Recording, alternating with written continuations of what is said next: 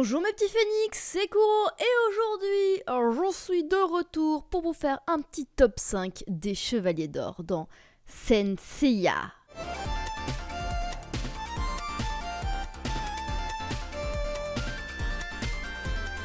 Attention encore une fois, disclaimer avant la vidéo, c'est mon top 5 de mes Chevaliers d'Or préférés et pourquoi je les ai placés comme ça, donc restez évidemment gentils dans les commentaires, n'hésitez pas à me donner votre propre top et on va être parti pour le premier chevalier. Numéro 5, Odysseus Dophiuchus.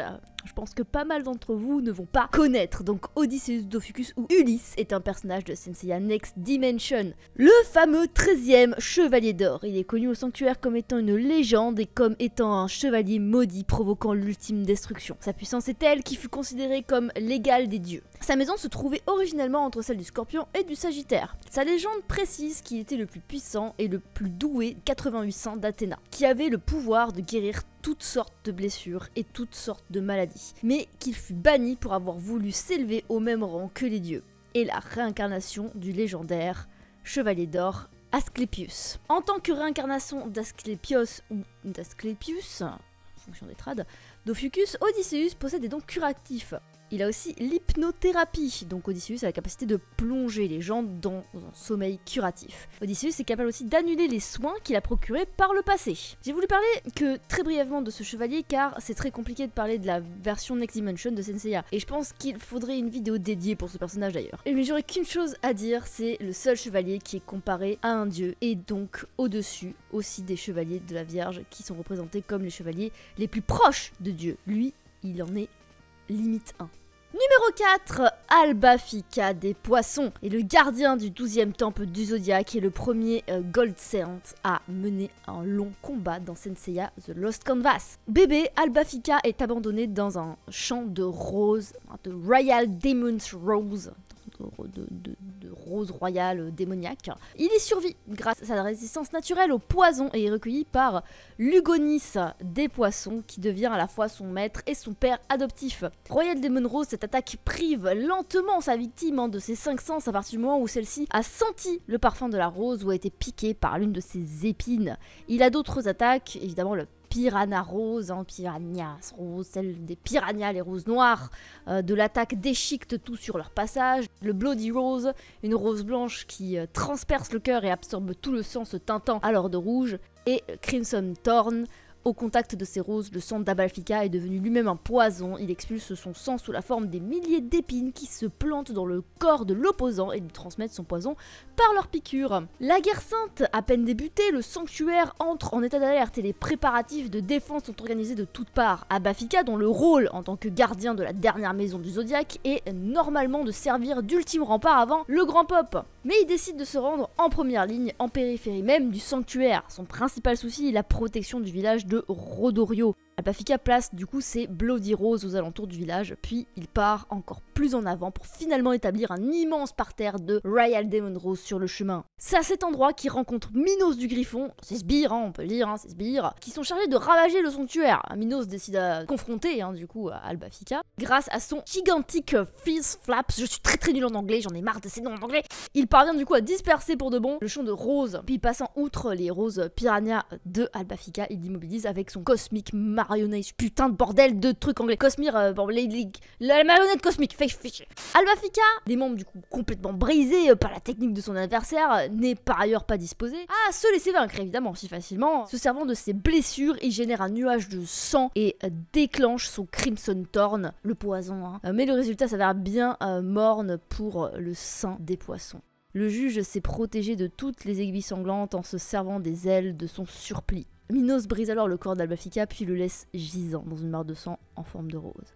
Minos arrive au village de Rodorio et commence à détruire aussi bien les bâtiments que la rue, provoquant la fuite des habitants. Shion décide d'intervenir pour protéger ces derniers, dont Agasha, et également venger son père, mais le bélier se fait immédiatement prendre dans les fils invisibles du marionnette cosmique. Cependant, une rose noire arrive et tranche les fils. À la surprise générale, Albafika arrive trempé de sang. Il s'excuse auprès de Shion pour lui avoir causé ses embarras et demande à ce que personne ne s'approche car il compte en finir avec Minos. Albafika déclenche une nouvelle fois sa Crimson Thorn. Shion se rend compte compte que l'intensité de l'attaque est anormale, Albafika est en train d'utiliser tout son sang. Minos se protège de la même manière que lors de la précédente attaque, et Albafika tombe alors à genoux épuisé. Minos veut se battre contre Shion, mais celui-ci précise que ce ne sera pas la peine, conseillant au spectre de bien regarder sa propre poitrine. Une rose rouge est plantée au niveau de son cœur. Mais il ne s'agit pas d'une Royal Demon Rose. Albafika a nourri une Bloody Rose de son propre sang et l'a envoyée sur Minos. Littéralement, le combat qui m'a le plus marqué de l'univers de Senseiya. Albafika a clairement redoré l'image très fragile du chevalier des poissons qu'avait présenté Aphrodite. Contrairement à lui, se battre avec des roses paraît de suite beaucoup plus classe. En plus de prendre en compte son histoire par rapport à sa résistance au poison, le perso se bat littéralement avec des fleurs et explose la tronche à un juge des enfers, tout en nous faisant ressentir qu'il sera prêt à tout pour protéger ceux qu'il aime. Un des chevaliers les plus badass pour moi. Numéro 3, Tétéros et Aspros des Gémeaux. Alors là, les gars, il va falloir s'accrocher parce que il y a un putain de background. Donc Tétéros des Gémeaux, surnommé le démon de l'île Canon, est un homme qui vit sur cette terre volcanique et y entraîne Tenma dans Senseiya Lost Canvas. 3 techniques connues, donc bon, l'explosion galactique, Another Dimension, voilà, que se crée une autre dimension, je sais plus parler, et Black Eruption. Il est né sous la constellation des Gémeaux, mais néanmoins cadet de son frère Aspros. Tétéros vit une jeunesse ingrate. Le visage dissimulé sous un masque, son existence inconnue de presque tous. Il s'entraîne dans l'ombre de son jumeau, apparemment seul promis à la place de Gold Saiyan des Gémeaux.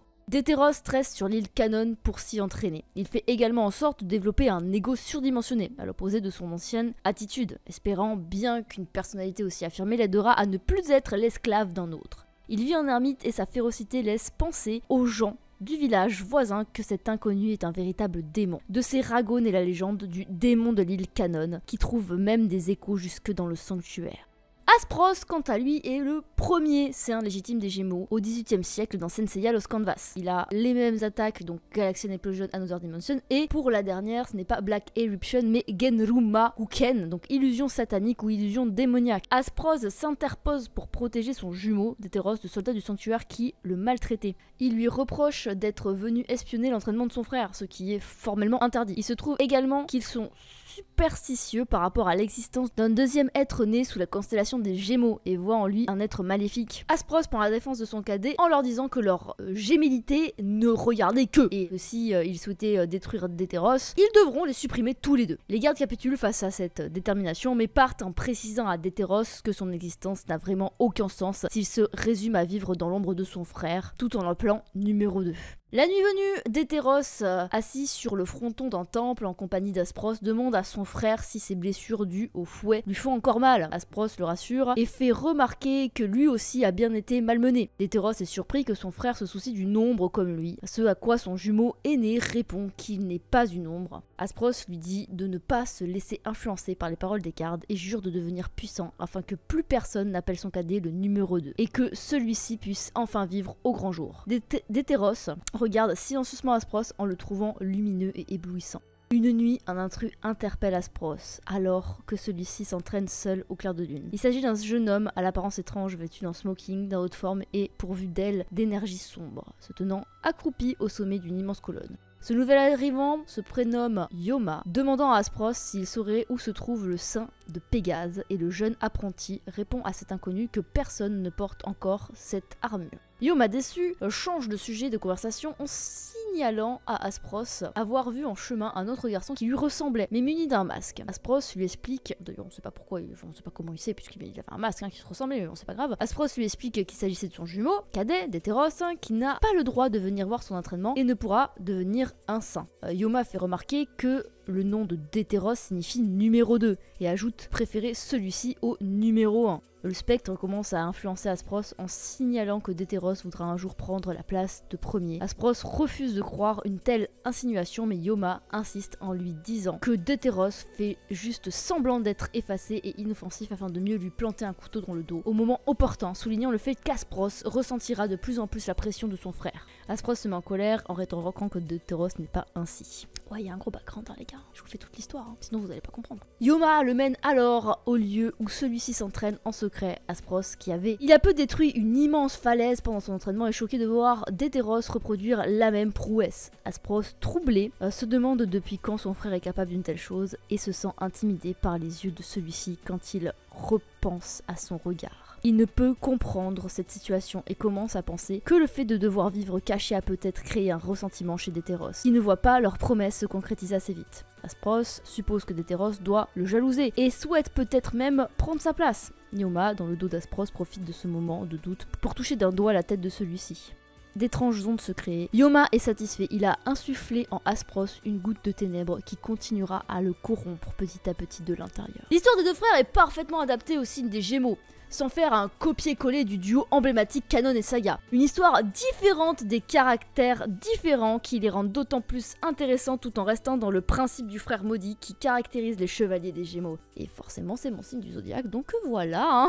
En tout cas je vous conseille fortement de lire Senseiya Lost Canvas pour avoir cette histoire en entière, parce que je vous ai vraiment raconté que au début qui allait devenir le Gémeaux maléfique finalement et le Gémeaux cool. Mais voilà, les Aspros et Détéros des Gémeaux ne sont visibles que dans Lost Canvas format papier. On ne voit que le chevalier des Gémeaux à la fin de Lost Canvas en animé. Malheureusement on ne le voit pas combattre ni rien, ça arrive vraiment à la fin, donc je vous conseille fortement de lire Lost Canvas. Numéro 2, Asmita de la Vierge, le saint aveugle et le gardien du 6e temple du zodiaque. Ce personnage n'apparaît que dans Lost Canvas. On va faire un petit topo de ses techniques, hein. Donc Tenburiori, les trésors du ciel, consiste à plonger l'adversaire dans un univers totalement autre. Le châtiment du ciel, donc Tenma Kofuku. En position du lotus, Asmita joint les mains pour libérer tout doucement une grosse quantité d'énergie, produisant de ce fait une attaque réellement puissante, un flot de puissance destructrice. Rikudo Rine, les 6 mondes de la métempsychose. Et oui, j'arrive à le dire sans bugger, parce que forcément j'ai regardé le Senseiya normal en français. Bon, forcément, le chevalier de la Vierge. Les 6 mondes de la métempsychose était dit plusieurs fois, donc je retiens. Hein. La métempsychose est la croyance selon laquelle une même âme peut animer successivement plusieurs corps, soit d'humains, soit d'animaux, ainsi que de végétaux. La transmigration des âmes peut intervenir non seulement dans l'humain, mais encore dans le non-humain, bête ou plante. Donc Asmita plonge l'adversaire dans les 6 mondes de l'enfer après lui avoir envoyé une décharge énergétique. Celui-ci visite l'enfer dans lequel il transmigrera. Il y a donc 6 enfers répartis comme, je vais vous le dire, premier enfer, le monde infernal, où ceux qui ont commis des actes effroyables et où ils sont torturés éternellement. Vous pouvez avoir des informations par rapport à ça avec le jeu Dante Inferno. Il me semble qu'il y a pas mal de références aussi avec les Malboges et les cercles des enfers dans Dante. On sait jamais. Le deuxième monde, le monde des démons affamés, ceux qui y vont sont transformés en démons et souffrent éternellement de faim. Le troisième monde des bêtes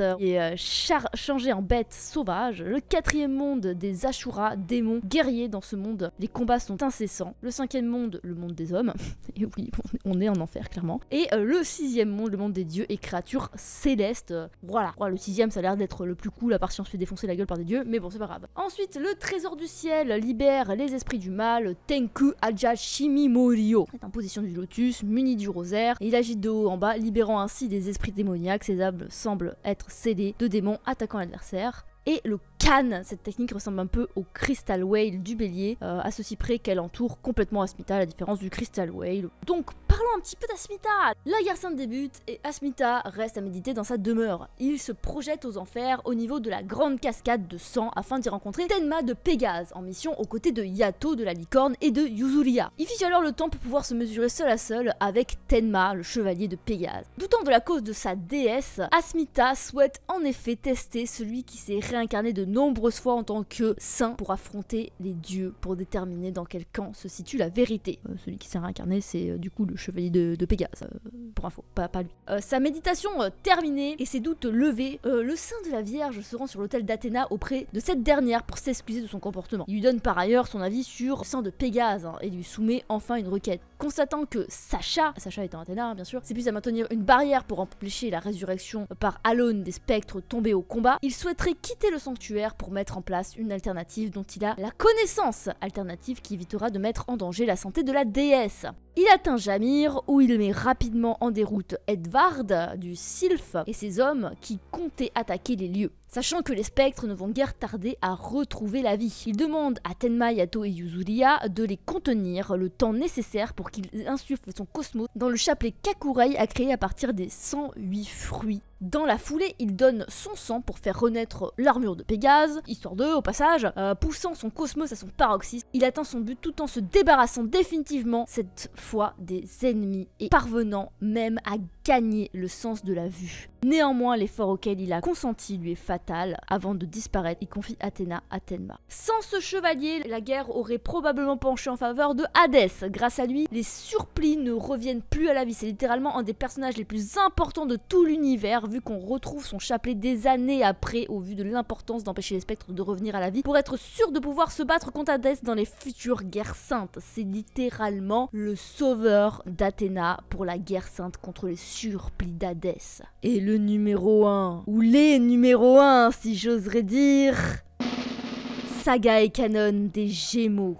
Littéralement, le chevalier d'or des Gémeaux, le premier, le first, celui qu'on a connu au début. On va commencer par Saga. Saga des Gémeaux est le gardien du 3e temple du Zodiaque. Il est l'imposteur qui a assassiné le Pope 13 ans avant l'histoire de Senseiya. Il a également attenté à la vie d'Athéna, encore bébé, et mené à la mort Aiolos du Sagittaire, le frère d'Aiolère. Il est l'adversaire final des Chevaliers de Bronze dans la saga du Sanctuaire, où son masque tombe et tous comprennent qu'il était partagé entre le bien extrême et le mal extrême. Ces techniques de combat sont connues, l'explosion galactique, que se crée une autre dimension, et l'illusion satanique ou l'illusion démoniaque, comme on connaît, évidemment, des Chevaliers du Gémeaux, qu'on a cité un peu plus tôt. Une autre particularité, il peut priver un adversaire de ses 5 sens comme Shaka, et peut créer des illusions et transformer son temple en labyrinthe. 13 ans avant l'histoire principale, Saga est vu de tous comme un être bon et un successeur tout désigné au poste de Pope lorsque l'actuel décidera de se retirer. Un jour, Shion convoque le Saint des Gémeaux en compagnie d'Aiolos, du Sagittaire. La réincarnation récente d'Athéna prouvant que la prochaine guerre sainte ne va pas tarder à éclater, le Pope a donc choisi de désigner son successeur. À la surprise générale, il choisit Aiolos, ce à quoi Saga ne trouve officiellement rien à redire. Cependant, Saga se rend tout de suite à Star Hill, qui est un pic rocheux très élevé situé dans le sanctuaire, qui est constitué comme l'endroit le plus proche du ciel, lieu dont l'accès lui est interdit, afin de demander à Shion pourquoi il ne l'a pas choisi comme successeur, vu qu'il s'estime en tout point meilleur qu'Aiolos. Le Pope lui répond que sa décision est motivée par le fait qu'il sent un démon tapis au fond du cœur du Saint des Gémeaux. Saga commence à rire et le félicite d'avoir mis à jour sa double personnalité. Il le tue froidement et endosse ses habits pour se faire passer pour le Pope. Il décide de tuer Athéna, mais Aiolos l'en empêche. Le Sagittaire comprend la situation et s'enfuit avec la jeune déesse. Saga fera passer Aiolos comme un traître au sanctuaire et dira que la véritable Athéna se trouve dans son temple. Maintenant passons à Canon, c'est peut-être pas très clair pour tout le monde, parce que Aspros et Déteros sont deux personnes différentes, mais là, c'est deux personnes dans le même corps quelque part. Donc Canon a les techniques de combat que son frère, à part le triangle des Bermudes, semblable à l'autre dimension de Saga dans ses effets. Mais bon, triangle des Bermudes, parce que ça va être un chevalier un peu différent. Canon des Gémeaux est le frère jumeau de Saga des Gémeaux, qui est le gardien du 3e temple du Zodiaque. Contrairement à son frère aîné, Canon ne souffre pas de dédoublement de personnalité et manipule dans un premier temps Poséidon avant de se rendre compte de son erreur et d'effectuer sa rédemption au service d'Athéna. Donc vous avez compris, en gros, c'est comme s'il y avait 3 chevaliers un petit peu. Genre, il y a Saga qui a une double personnalité et Canon qui de base est un peu un fils de pute et qui après devient moins un fils de pute. Voilà, j'espère que c'est clair. Donc bon, reprenons l'histoire. Lorsqu'il était Marina Général, c'est le nom des chevaliers de Poséidon, c'est pour ça qu'il a triangle des Bermudes du coup, vu que Poséidon, triangle des Bermudes, vous avez compris. Il était connu comme Canon du dragon des mers, protecteur du pilier de l'océan Atlantique Nord. Le sanctuaire ignore son existence, ne vivant que pour le mal, il n'est pas devenu saint d'Athéna alors qu'il en possède la force. Quand le grand Pope choisit Aiolos du Sagittaire comme son successeur au détriment de Saga, le grand favori, Canon dit à celui-ci de prendre des mesures drastiques, éliminer les 2 hommes ainsi que la jeune déesse récemment réincarnée. Saga est outré par les propos, mais Canon n'est pas dupe. Il sait très bien que son frère est habité par le mal alors que tout le sanctuaire est persuadé de sa bonté. Le Saint des Gémeaux lui assène un coup et l'emmène dans un lieu où il subira la punition divine, le cap de Sunyeon. C'est là où il est enfermé dans le trou, là où il se noie à moitié. Cette falaise contient des ruines d'un ancien hôtel de Poséidon et une prison est taillée à la base, à même le roc, roche, comme vous voulez. Vous dites ce que vous voulez, roc ou roche, comme vous préférez. D'une manière telle que la marée haute submerge quasiment entièrement l'intérieur de celle-ci. Saga et Canon sont les chevaliers les plus emblématiques de Senseiya en termes d'opposants. Premier vrai méchant de la série, quand Saga envoie d'autres chevaliers pour induire Ikki en erreur, pour qu'il s'en prenne à ses confrères en manipulant les autres chevaliers d'or pour essayer de tuer Athéna et l'empêchant d'atteindre le sanctuaire, ou encore Canon qui manipule Poséidon pour qu'il déclare la guerre à Athéna, et pour finir Saga qui revient par la suite en surplis dans l'arc Hadès. Le seul moment où ces personnages ne sont pas impliqués est dans l'arc d'Asgard, mais clairement ils sont partout, et c'est aussi dit que ce sont les personnages, c'est les chevaliers d'or les plus puissants qui existent, même au-delà de Shaka. Shaka est considéré comme l'être le plus proche de Dieu, mais c'est dit que Saga et Canon des Gémeaux sont les chevaliers d'or les plus puissants, en tout cas dans la version Senseiya de base. Bon, j'espère en tout cas que ça vous aura plu. Voilà, bon, évidemment, forcément, il y a 2 chevaliers d'or des Gémeaux dans le classement parce que c'est mon signe du zodiaque. Et aussi, non, franchement, aussi, c'est parce que leur background est quand même ultra recherché comparé à d'autres saints. Et puis en plus, c'est compliqué de choisir parce qu'il y a beaucoup de chevaliers d'or et j'ai vu lu beaucoup de Senseiya. En vrai, c'était compliqué de choisir parce qu'il y a aussi Aldébaran, l'histoire d'Aldébaran dans Los Canvas. Alors, déjà, tous les chevaliers d'or de Los Canvas, c'est des trucs de fou. Alors, il fallait choisir. Donc voilà, j'ai voulu faire un top 5 pour pas trop m'étaler. J'espère que ça vous aura plu. N'hésitez pas à me mettre votre top 5 des chevaliers d'or évidemment dans les commentaires. Moi je vais vous laisser d'ici la prochaine vidéo. Portez-vous bien, c'était Kuro. Ciao ciao.